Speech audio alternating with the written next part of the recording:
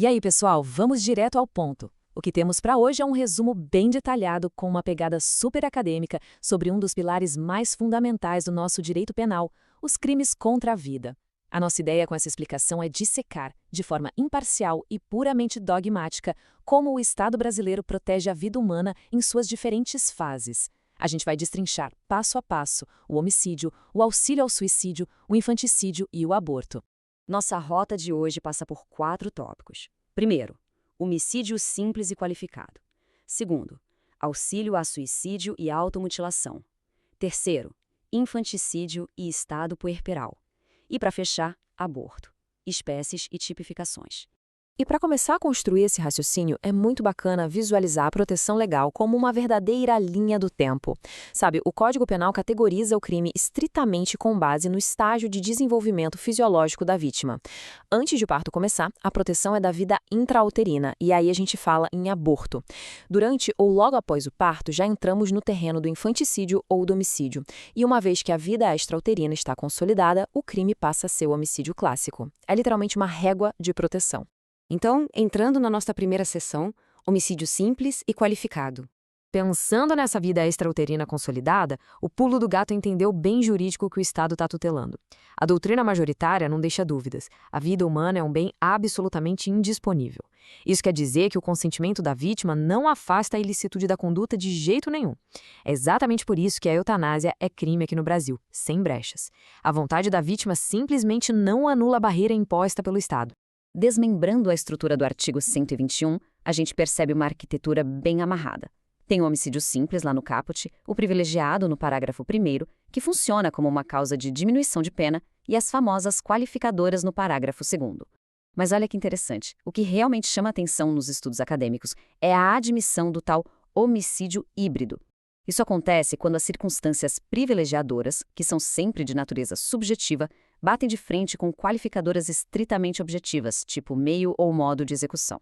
É uma engenharia jurídica fantástica.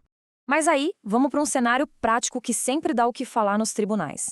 Imagina o seguinte: alguém invade uma casa de forma aleatória para furtar e, por puro acaso, encontra um inimigo antigo dormindo lá e resolve matar a pessoa.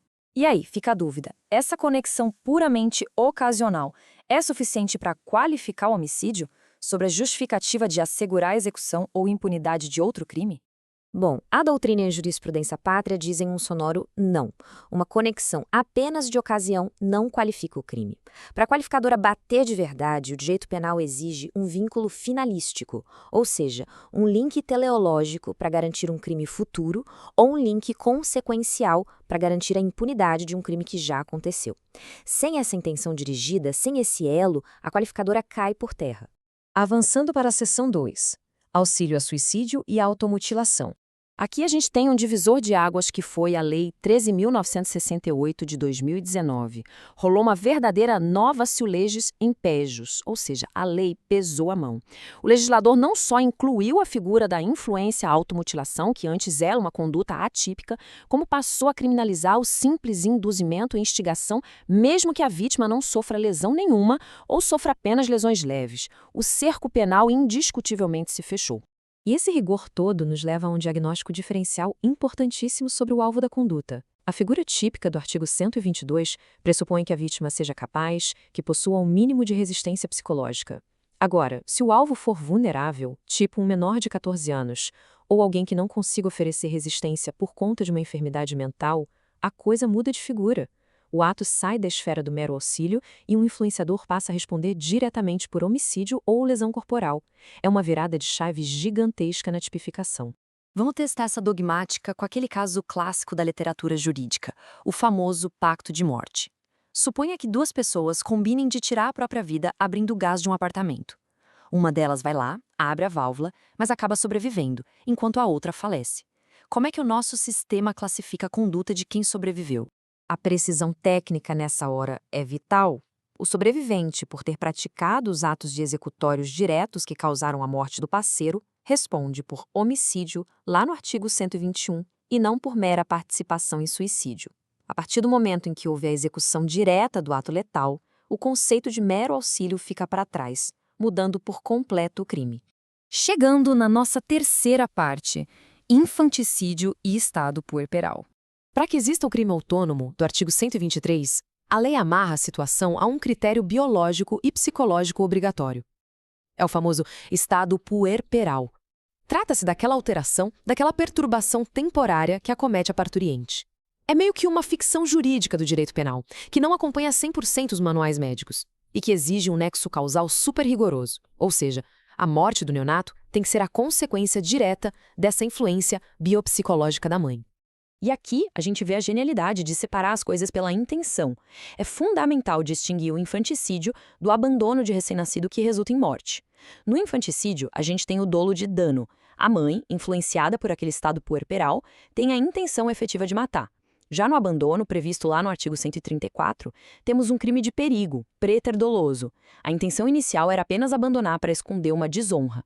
A morte, quando acontece, vem a título de culpa, sem que houvesse aquela intenção assassina de fato. O dolo muda toda a história.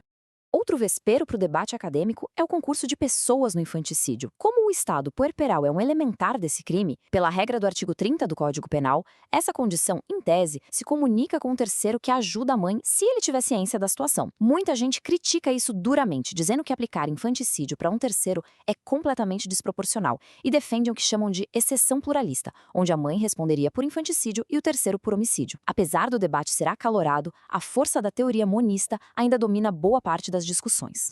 E a nossa última parada, seção 4, aborto, suas espécies e tipificações. Logo de cara, a gente precisa isolar o que realmente importa. Nem toda interrupção de gravidez interessa ao direito penal.